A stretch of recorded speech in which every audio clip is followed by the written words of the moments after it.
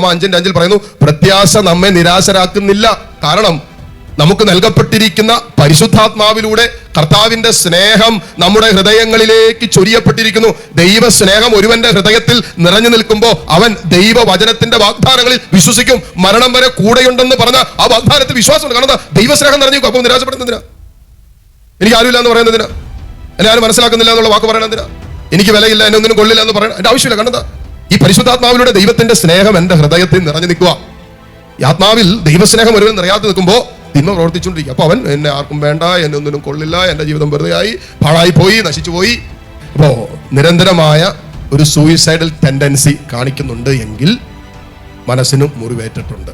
മനസ്സിന് മുറിവേറ്റതിന്റെ ഒരു അടയാളമാണ് നിരന്തരമായി ഒരു ആത്മഹത്യ പ്രവണത കാണിക്കുന്നത്. ഒരു സൗഖ്യം കിട്ടേണ്ട കാര്യമാണ് കേട്ടോ. നമ്മൾ ചുമ്മാ നിസ്സാരമായിട്ട് എടുത്ത് പോയേക്കരുത്.